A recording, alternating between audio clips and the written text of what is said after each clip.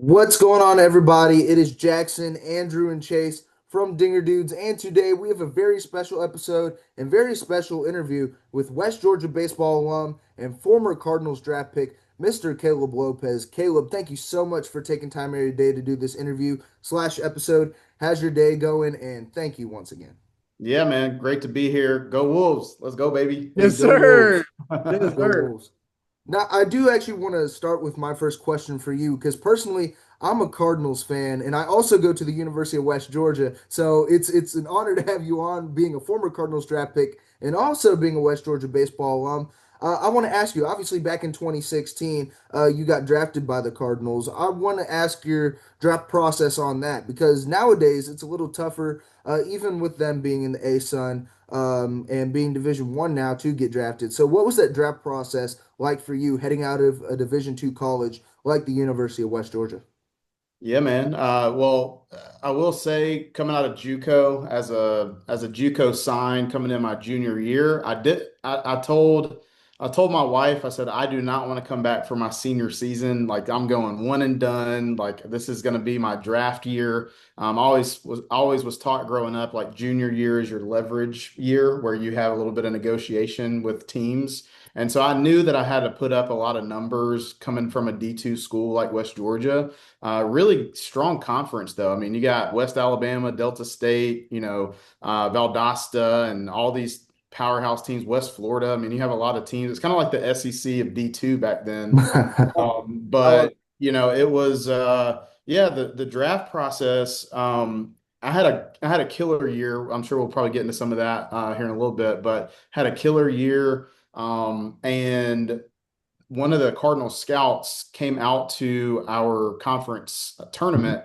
in Pensacola. So I had a good feeling like the Cardinals were looking at me, and they talked to my parents and talked to me while I was there, and ended up we went to the regionals, had a good year, and then I was the second toughest to strike out in the nation that year, where I had like 266 plate appearances with like 10 strikeouts or something like that. But yeah, man, it was just I put up some great numbers, and I was gonna come home before the draft, but I ended up staying in Carrollton just to keep hitting and working on things at the field. And once the season was over with, and ended up when the draft came along, I ended up going back home to Mobile, where I'm from. So I stayed in Carrollton playing in like this wood bat league outside of Atlanta. We were the Atlanta Crackers. So anyway, Nice. we played like I played in a wood bat league just to stay fresh, just to stay going in between before the draft. So that process, I had a pretty good feeling that I was gonna sign. I had talked to the scouts, and I was like, hey, I'll take 100K minimum. That's what I'll sign for. That's my minimum number, and ended up signing for six figures. That year. So. But yeah, it was a cool process. I kind of That, want yeah. let's go into the mind of a hitter. I mean, you even said it yourself. You had extended amount of plate appearances and only 10 strikeouts in that certain amount. I mean, obviously, getting drafted to the MLB, you've got to be a superb hitter. So just to go into your mind a little bit, whenever you felt like pitchers were starting to figure you out a little bit at the plate, was there any kind of specific approach that you'd have to adjust to when you felt like pitchers were figuring you out? Like, did you have any certain tools or analytics that you use to kind of counter that, what the pitchers were showing you? Andrew, I'm laughing because as you asked that question, I'm like that particular season, or if you're referring to my whole career mindset or just that season, every time I stepped up to the plate, nobody was better than me. That was There we go. nobody's better than me. They're not gonna beat me. I just had and I still do. Playing against my son in backyard baseball, I'm like, you're not beating me. There we So go. I just always had that mindset of I'm better than you, and pitchers, it's either going to be a fastball or off speed. There's really not any. It's not as hard as people make it out to be. And some people overcomplicate hitting, but they still got to throw it over the plate. They still got to come. They still got to give me a pitch to hit. If not, then I'll take my walks, right? But yeah, my mindset was just I'm going to beat you. You're not better than me. But that particular season, my teammates, if they watch this, they can attest to this. But everything I touched with my bat was a hit. I mean, literally, it felt like I couldn't get out. It was ridiculous the season that I had, and I carried that on into professional baseball. But like, it was just a supernatural God season. All glory goes to Him. But yeah, my mindset was just, yeah, I'm just better than you. Dude, I love it. I So that's awesome. So piggybacking off of that, obviously, college ball to the minors is, going to be quite a jump because not all you're playing college kids, now you're playing guys in the professional level that's trying to make the major level. So to you as a hitter, what do you think was like the biggest adjustment you had to make? Or what was the biggest Yep. challenge you had to face in the minors compared to what you faced in college? Great question. Well, going from aluminum bat to wood bat and Sure. hitting, 95 to 100 mile an hour fastballs with a wood bat. So my first few weeks in the minor leagues when I got drafted, I got sent out to Johnson City, Tennessee. You guys probably know the song Johnson City, Yeah, we do. Yes. right? Mhm. Wagon wheel song. So we had like Yep. wagon wheel jerseys and stuff like that. But that was my That's awesome. my short season, rookie ball year. We ended up winning a championship that year. But my first couple of weeks after I got drafted, my my thumb on the inside of my right, because I'm right-handed, was blue just from hitting the wood bat, getting jammed a couple of times where my swing was naturally kind of long, and if I don't know if you guys know what that means, but I was long to the ball, and I had to really shorten up my swing because I could get away with that with a metal bat, aluminum bat in college, where I could swing long and get away with it and still hit it hard. But when you're talking about a wood bat, ball moving in, going away, Right. 95 plus, but that was probably my biggest adjustment, was shortening my swing a little bit better, just so I could be short to it and then long through it. I was kind of long to long. But yeah, that my hand was suffering from it, where I was like almost like getting to the ball and kind of letting go and swinging was super Right. weak. And that's where I didn't really hit for that much power my first year, just because my hand was hurting, and I was getting used to the wood bat. Obviously, no excuse. Yeah, I still hit a bunch of doubles, but I just didn't have the power because I was letting go too soon rather than finishing all the way through with both hands. And I kind of my power numbers suffered for it. And that's what I was most criticized for my first year, was just my power numbers weren't there. They didn't translate from college to pro ball. And that kind of set me back a little bit my first year, but then, I came on strong. But yeah, my hand was black and blue from the wood bat. That's an interesting perspective because I'm big into college baseball and professional baseball, and I've always wondered Yeah. what the adjustments are like to switch from an aluminum bat to a wooden bat. Because I always figured it was never just like no big deal. I'm sure that's a major difference, Mhm. especially for a hitter. So that's an interesting perspective to kind of learn how you had to shorten up your swing when hitting a wooden bat versus an aluminum bat. So thank you for sharing that. Yeah, absolutely. Now, I always love hearing about like the transitions between college ball and obviously professional baseball. And I was looking at it with your first 2 years in the Cardinals minor league organization. You had the opportunity to play around some guys like Andrew Kisner, for example. I was a big fan of him when he was coming through the minor league system. And I love asking these questions. Obviously, you're transitioning to pro ball. What was the biggest piece of advice that you personally received within your first couple years within the minor league organization with the Cardinals? It's a great question. I had a great manager my first year, Chris Swagger. We called him Swagger, but his first name was Swaggerty. But my manager there, we had a great coaching staff my first year. Kiz, man, he's a beast. But he just told me, like, play your game. I got up there and I was seeing all these guys super good. I mean, we're talking about the best in the world, right?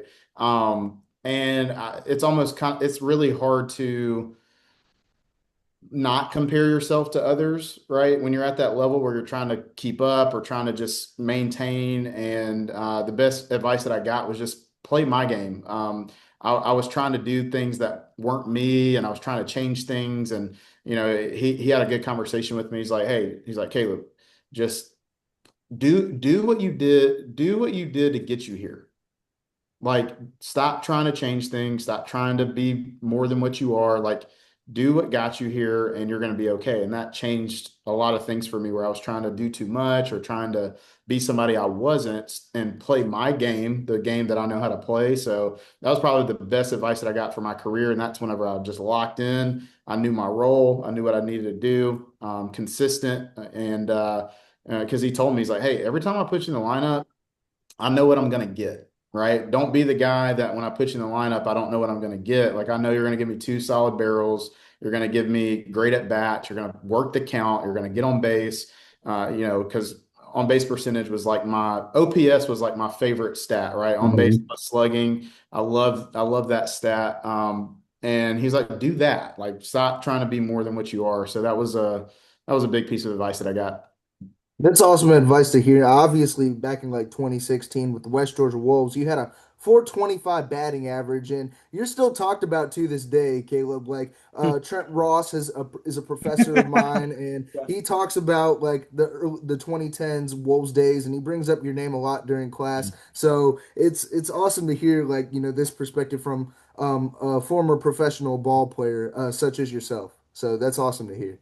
Yeah, no, that's super cool. We had a great team. I mean, West Georgia, we didn't really have winning season. I mean, we had a few winning seasons, here and there before I got there, but 2016 was like one of the best almost like all decade, not century, but it was like a team of the decade almost, where we had a great group of guys, and just super cool to be able to.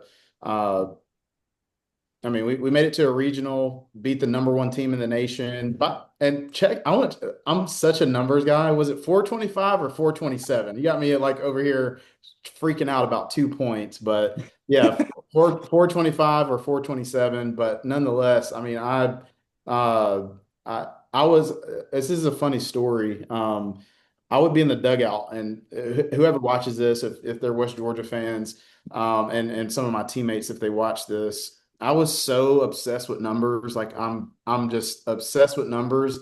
Every time I would come back into the dugout after every at bat, I wasn't supposed to have my phone in the dugout, right? That's just the Mhm. rule. You don't have your phone in the dugout. Yeah. But I have my phone in the dugout. So I had my phone in the dugout, and every at bat, I would come in with my calculator on my phone and figure out what I needed to stay above 400. Like, that's how obsessed I was, because I knew I had to hit at least 400 to even get a look in a Yeah. D2 college. Yeah. So I'd go 2 for 3 or 1 for 3, or I'd get out one at bat and I was ticked off, and I come to the dugout and I'm talented. So I knew every game how many hits I needed to get to stay above that 400. And all my teammates, they were mad at me. I was hitting like 410, and I'd get out and they're like, why are you so like, get over yourself, Caleb? Like, stop being a brat. And I'm like, no, you don't understand. But I had to stay above that 400 mark, and yeah, we did it.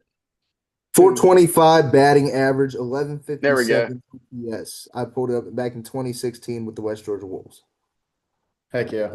according to statreference.com. So I mean, I don't think baseballreference.com. Hopefully, that's correct. Otherwise, somebody's getting fired. So I'm gonna toss it back to Andrew.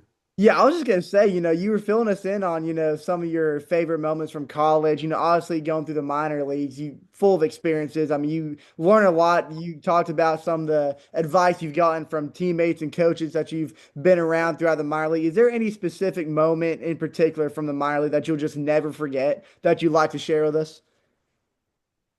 Hmm. Well, what was really cool was having my family with me Okay. traveling during those times. So just being able to.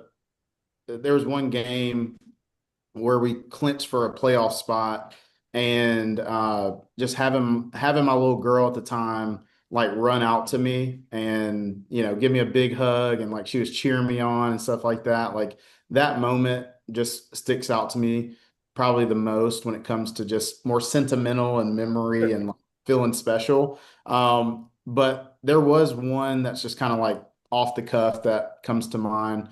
Um, we were I think we were playing in New York, and we had just got done with a late game. We got done at like maybe 10 o'clock, and we were leaving the visitor stadium to go to the next to New York. We got in at like 2 a.m., 3 a.m. We're getting to the hotel, and we go to get off the bus, and apparently the hotel didn't have any rooms for us. And so we're talking like 2:30, 3 a.m. New York, right there in Queens. We're playing the Mets, and we get to the hotel, and manager gets back on the bus. He's like, "Hey, there's no rooms." So we're like, "You got to be freaking kidding me!" And then he said, "What we're gonna do is we're just gonna go tour the city all night until we find a hotel that has rooms for us." So they called around to so many different hotels. We drove around for about a good hour and a half on the bus with our manager on the walkie-talkie speaker over the intercom saying, "If you look out to your right, there's the Statue of Liberty. If you look over to, there's Times Square." And so he like we went on a whole tour of New York at 3 a.m., 4 There we a.m. go. It never sleeps. That's just like one memory that was pretty fun, just with all the guys where when life throws you lemons, you make lemonade. But Absolutely. and then of course we went to a diner super super early. It was like, well, it's 4 a.m. Might as well get some breakfast. It's time to get ready to go to the field again in a few hours, I guess. So we went to this diner, and sure enough, a fight broke out right outside the diner, like crazy New York stuff. But Classic. that was a memorable night, and then we ended up finally getting to our hotels, and things were good. But that was a pretty fun. It has nothing to do with a baseball game, but that was like a fun memory, just touring downtown New York with the guys. Did you win the series in New York? Um, I don't remember. I'm sure we did. We had a good year that year. There we go. Successful trip then. That's all that Yeah, matters. got to win. Yeah, absolutely. So this is another question that we always like to ask everybody. So, growing up, I'm sure obviously you're a big baseball fan, so I'm sure you watch a lot of major league players yourself. So like getting into the game of baseball and into college and minor league, was there always like a MLB player you watched growing up that maybe you try to model your game afterwards, kind of like a role model? Yep. So Oh, here we go. We got to pull some sheets. Yep. You guys recognize this guy right here? Let's see. It's a little Albert blurry. Is that Pujols. Albert It's Pujols? Albert Yep, Pujols. Albert Oh, it Pujols, is. of I see it course. now. I see it Cardinals now. legend. Albert Pujols. Yeah, so I grew up a Cardinals fan, and sure, oddly enough, I'm really good friends with Albert and his family, and so Wow. I grew up for about a year. I lived in St. Louis when I was 11 or 12, and I was at the old Bush Stadium back in the day. Right. I grew up at Bush Stadium, so it was a full circle destiny moment for me where That's awesome. I got to see Albert do his thing every single day. So I was already a baby bird at that point where I grew up with the Cardinals, and of course they ended up drafting me. A lot of people give me some flack for it because they're like, "Oh, well, it's just because you had connections and this and that." I'm like, "Go look at the numbers. I promise it's not connections." We'll get No, the you have to numbers. earn your spot. But it was cool. He had already went to the Angels before after I got drafted, so I wish I could have been on the same team as him. But yeah, so one of the best players, best hitters to ever play the game, Absolutely. and so I got to see him day in and day out. Was at his house all the time. Grew up with his kids.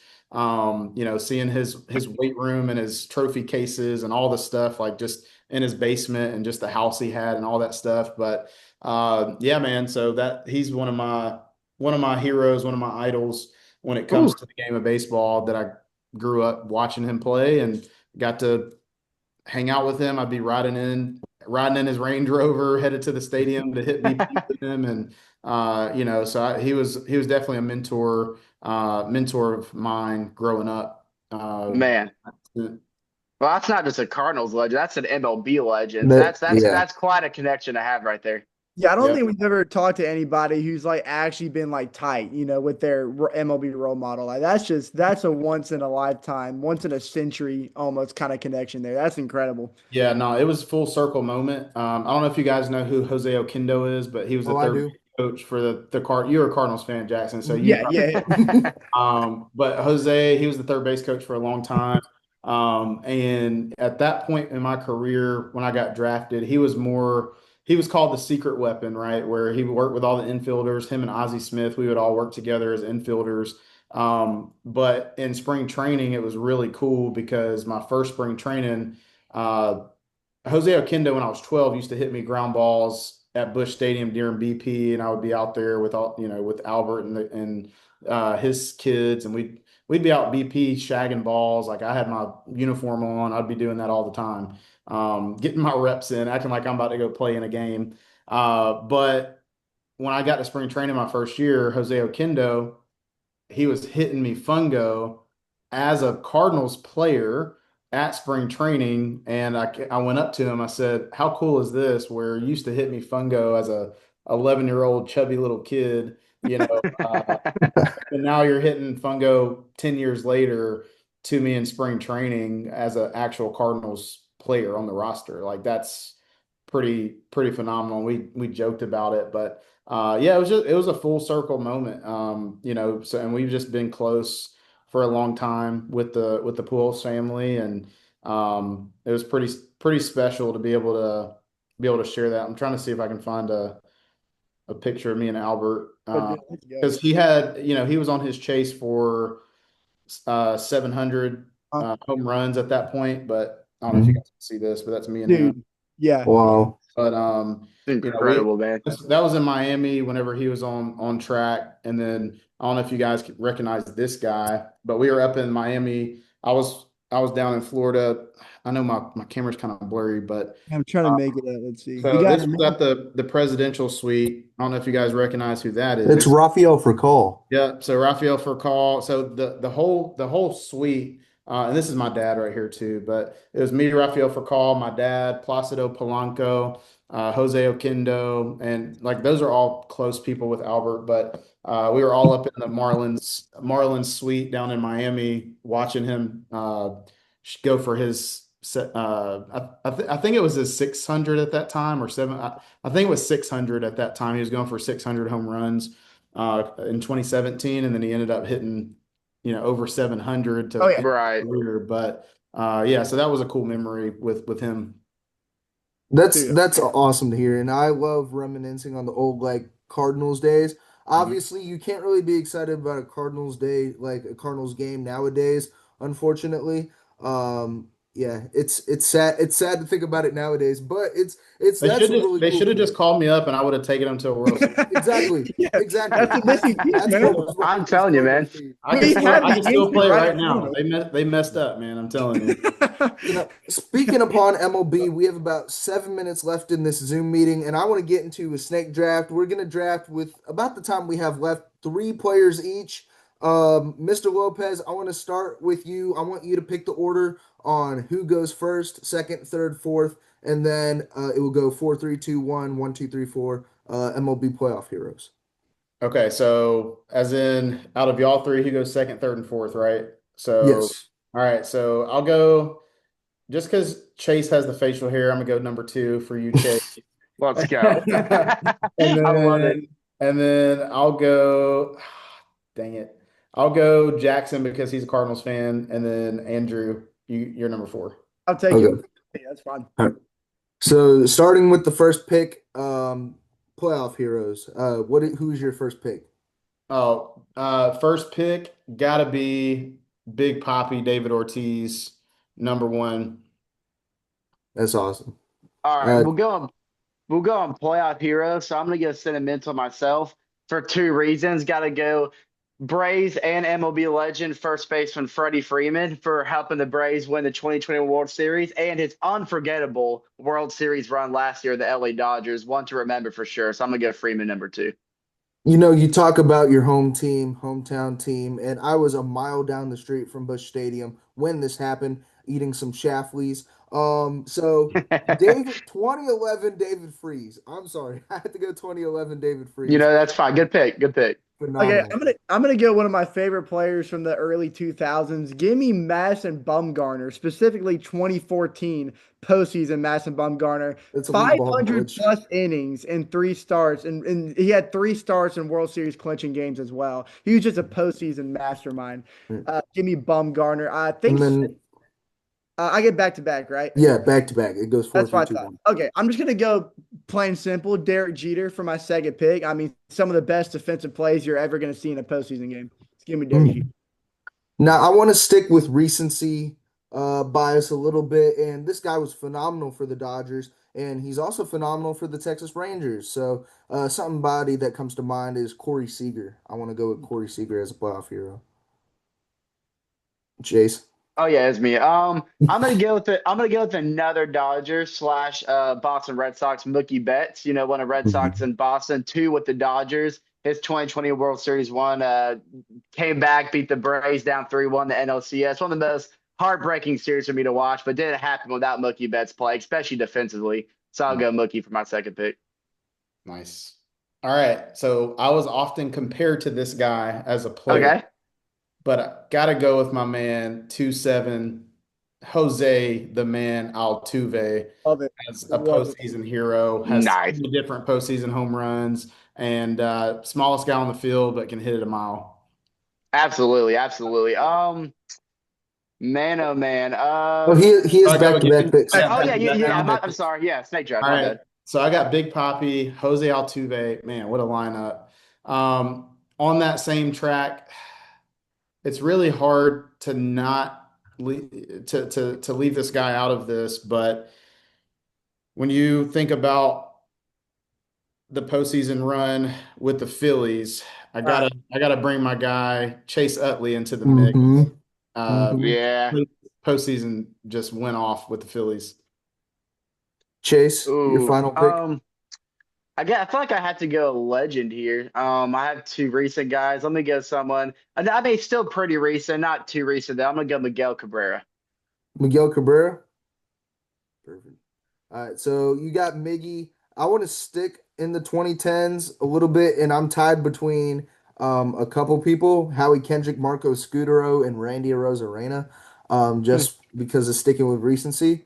Yep. I want to go with I'm gonna go with Howie Kendrick with that 2019 Nationals run. There we Unfortunately, go. they beat the Cardinals in the NLCS, but shout out Mhm. Howie Kendrick. Correction, swept the Cardinals. Sorry about that. My bad. Hey, I'm just joking, man. Andrew, who's your final pick? Cardinals beat us first, so They did. Hmm. Absolutely. I'm gonna go. I went recent with Madison Bumgarner and Derek Jeter. I'm gonna try to throw it back a little bit. I'm gonna go a name that I don't think gets mentioned enough, but Kirk Gibson, 1988, his iconic pinch oh hit my gosh. walk-off home run in the World Yeah. Series. While he was injured, by the way, he wasn't even Yeah. healthy to play. That's why he was pinch hitting in the first place. And then speaking of walk-off home runs in the World Oh no, Series, no, what's up? three each. Just three. Oh, just We're three. sticking with Okay. three each, just Can I because we switch only it? Can have I a switch minute it? and a half left. Can I switch Nope. it to somebody else? Nope, nope. You already locked it in. You already locked it in. A card played is a card played. A card Okay, played. you know what? You can't I don't hate retract it. it. I don't But hate it.